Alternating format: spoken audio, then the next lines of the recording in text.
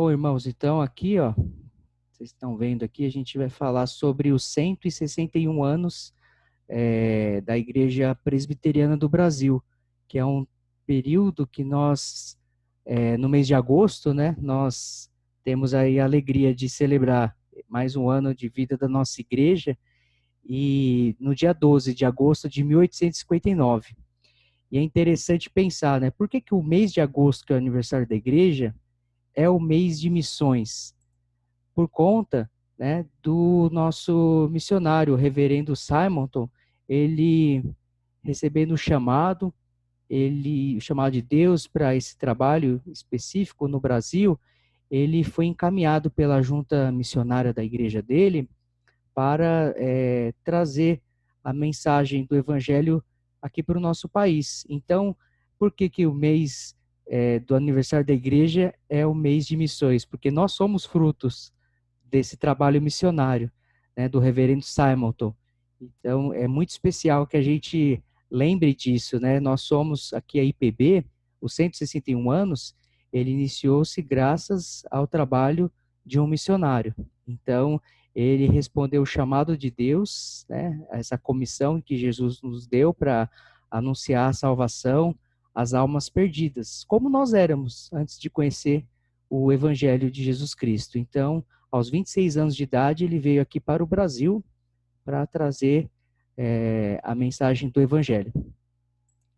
Então, por isso que o mês de agosto é o mês de missões, né? E pensando aqui, né? Todos nós temos uma história de conversão, né? Alguns são de lares cristãos, outros não, mas todos somos chamados para sermos testemunhas de Cristo, né? Embaixadores de Jesus nesse mundo. Cristo certa vez disse para pescadores que ele ia transformá-los em pescadores de homens, né? Então, esse é o nosso chamado. O chamado é que todos somos enviados para anunciar a razão da nossa fé. Então, nós temos que ter o zelo pelas almas perdidas, assim como o Simonton teve, assim como muitos que se dispuseram a falar de Jesus para nós. É por isso que nós fazemos parte da igreja, porque ouvimos o Evangelho. Então, nós temos que dar continuidade a proclamar a verdade, que é a verdade que liberta. E aqui nessa imagem aqui, em Atos 8, né, nós lembramos aqui a ideia da gente sair das quatro paredes, né? Isso significa o quê? Que o nosso trabalho missionário, o trabalho de ser enviado para anunciar as boas novas, ela vai muito além do que simplesmente a gente ser membro de uma igreja. Então, o que acontece? Até certa época, e até hoje, algumas pessoas pensam que viver para Deus seria se dedicar a uma vida de monastério, de isolamento, um asceticismo, um isolamento. E isso está totalmente longe do que a palavra de Deus nos fala. Nós somos chamados para ir ao mundo, né? A luz tem que estar no alto, ela precisa brilhar. Então, nós somos chamados para estar no mundo sem sermos do mundo. Então, isso é muito importante. O chamado é para anunciar as almas perdidas e não simplesmente ser um membro de uma igreja, né? E aqui também, nós vemos que, passando no próximo slide aqui, anunciar o quê? Né? Nós temos que anunciar o verdadeiro evangelho, tanto para os que estão perto, quanto para os que estão longe. E o verdadeiro evangelho é a mensagem da cruz. Essa mensagem da cruz, ela não significa a gente entrar em debates com as pessoas sobre alguns pensamentos secundários, né? Da igreja, ou coisas que a gente entende que são irrelevantes, mas sim anunciar Cristo e este crucificado.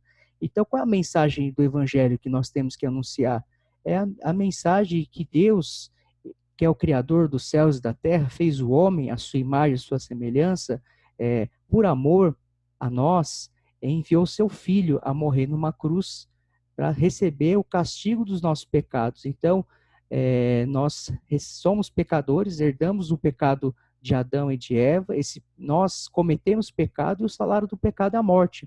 Então Deus, cumprindo a sua justiça e o seu grande amor, o seu ato de graça, de misericórdia, porque nenhum de nós merecemos a salvação, ele toma essa iniciativa. Então, Deus, que é o santo, justo, amoroso e todo-poderoso, ele é o autor da nossa salvação. E essa mensagem ela precisa ser anunciada, conforme Romanos 10, do verso 13 ao 15.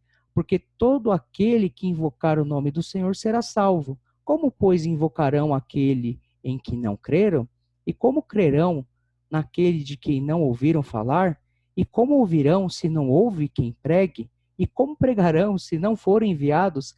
Como está escrito, como são belos os pés dos que anunciam as boas novas. Então, essa é a sequência que Paulo nos dá. Aquele que invocar o nome do Senhor será salvo. Mas eles vão invocar a quem se eles não conhecem? Então, esse é o nosso papel, é proclamar o evangelho, a boa notícia de que Cristo morreu pelos nossos pecados, segundo as Escrituras, e ressuscitou ao terceiro dia, segundo as Escrituras. Então, esse chamado, desde do Éden, desde Gênesis 3, do proto-evangelho, Deus havia anunciado que viria o Salvador. E esse Salvador ele já veio e vai voltar. E nós temos também na linha histórica da igreja, o próprio Deus falando para Abraão que nele ele abençoaria todas as nações da terra. Então fomos chamados, né? Nós que não somos judeus, somos gentios, também fomos alcançados no tempo oportuno. Então nós vemos em Atos dos Apóstolos a história da igreja. A igreja então ela é perseguida e isso faz com que é a mola propulsora para ela espalhar o evangelho.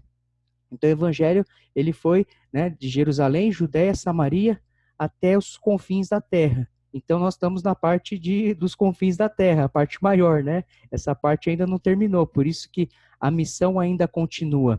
E essa missão, ela envolve, a grande importância não é simplesmente anunciar uma mensagem vazia, mas nos envolver com as pessoas, né? Para que essas pessoas creiam e sejam salvas e sejam o quê? Batizadas. Batizado significa o quê? Sejam inseridas numa igreja local, para que elas também possam ser discipuladas e também dar continuidade a esse trabalho de proclamar o evangelho para todas as pessoas. Então, o que Jesus mandou os apóstolos fazerem, nós então damos continuidade pelo poder do Espírito Santo, né? Então, nós, como igreja, temos o objetivo de sermos adoradores. Então, temos que buscar mais adoradores. Todos aqueles que invocarem o nome do Senhor, né, serão salvos.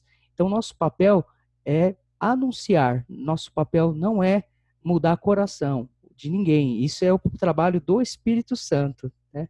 E para isso, irmãos, nós precisamos pensar da seguinte forma, que quais são os desafios que nós temos nesses nossos dias, né? Primeiramente, para que anunciemos a razão da nossa fé, além de conhecermos bem a palavra de Deus, nós precisamos dar um bom testemunho, porque hoje a igreja evangélica, ela sofre muito preconceito por causa dos escândalos.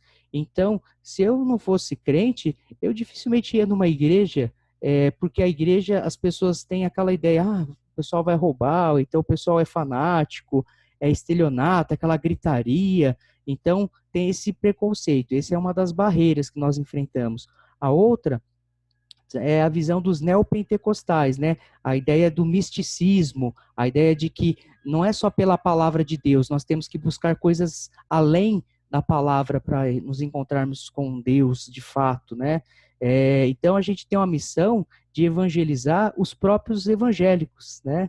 E temos outros desafios também, temos o liberalismo na igreja, né? O liberalismo é aquele que desconfia da palavra de Deus como inerrante, então começa a colocar dúvida na cabeça dos crentes da veracidade das escrituras e da suficiência delas. Também nós temos o perigo da teologia da prosperidade, do coaching, o coaching evangélico, o pós-modernismo também. Nós também enfrentamos um mundo onde o relativismo, a verdade já não é única. Então as pessoas até vão aceitar Jesus. Jesus serviu para você. Então que legal. Jesus é mais uma verdade, é mais um caminho. E a palavra de Deus diz que só Jesus é o caminho, a verdade e a vida. Ninguém vem ao Pai senão por mim. Então são esses desafios da atualidade que nós temos que enfrentar ao anunciar essas boas novas. Então, dando continuidade aqui, eu vou passar aqui um videozinho, já está aberto aqui, da Agência Presbiteriana de Missões Transculturais. Vamos ver se os irmãos conseguem ouvir aqui o vídeo e o áudio.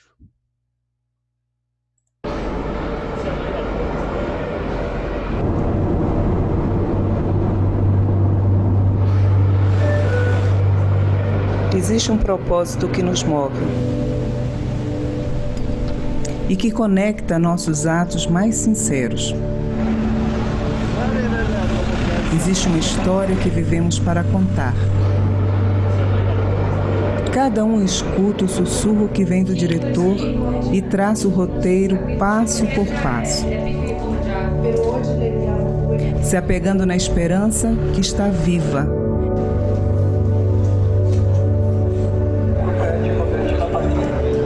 E que diz: estarei com vocês até o fim dos tempos. Esperamos pelo reino que vem e já está, e nos esforçamos para expandir esse reino pelo mundo, e nos tornamos missionários.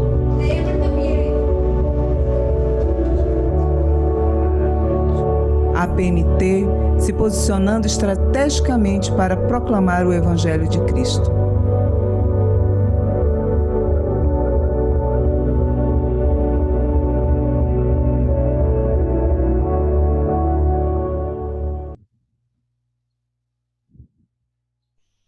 Então, aqui, essa breve apresentação aqui da APMT é uma campanha de que somos todos missionários, né? Então, todos nós somos chamados para compartilhar as boas novas do Evangelho. Então, nós devemos pregar, nós devemos orar, nós devemos ofertar, nós devemos enviar e nós devemos nos engajar. Por que disso? Porque nós todos somos missionários, mas existem algumas pessoas que têm um chamado específico de trabalho integral, né, de tempo integral, para trabalhar como um missionário enviado pela igreja. E nós temos aqui na nossa igreja, a Igreja Presbiteriana do Brasil, algumas instituições que são agências missionárias que fazem toda a parte de treinamento, a parte de apoio a essas famílias, a esses missionários que vão para muitos lugares. Então, eu coloquei aqui alguns exemplos, né, dos que eu conheço aqui. A APMT, que é a Agência Presbiteriana de Missões Transculturais, a principal, por ser da nossa denominação. Ela é uma agência que tem mais de 200 missionários em 40 países, mandando pessoas por todos os continentes para poder compartilhar a palavra de Deus em lugares até onde há certa restrição quanto à pregação do Evangelho. Aqui temos os atletas em ação. Eu coloquei a foto aqui da minha amiga, a Maria Fernanda de Campos, que ela é missionária, ela é atleta, então ela trabalha como técnica de futebol e durante o trabalho que ela realiza, ela aproveita para falar de Jesus para essas meninas. Então, também temos esse trabalho missionário direcionado para vários lugares, como a Missão Kaiowá, por exemplo, que atende aos indígenas. Nós temos a Junta de Missões Nacionais, que também é da Igreja Presbiteriana, mas é relacionada à construção de igrejas aqui no Brasil. Nós temos a APEC, Aliança Pró-Evangelização de Crianças, que vende materiais, dá treinamentos para que líderes possam evangelizar as crianças, né, numa linguagem mais adequada a elas. Nós temos a OAM, que é a Operação Mobilização, que tem um navio que é bem conhecido e leva também material para todo lugar para poder vender livros e alcançar muitos lugares, né, através desse ministério. Temos a Sociedade Bíblica do Brasil, que tem campanhas para doação e eles compram Bíblias e doam essas Bíblias. Tem vários trabalhos de tradução da Bíblia para línguas indígenas, e também nós temos um programa da Igreja Presbiteriana no Brasil, que é na televisão, que também alcança o público televisivo, Nós temos também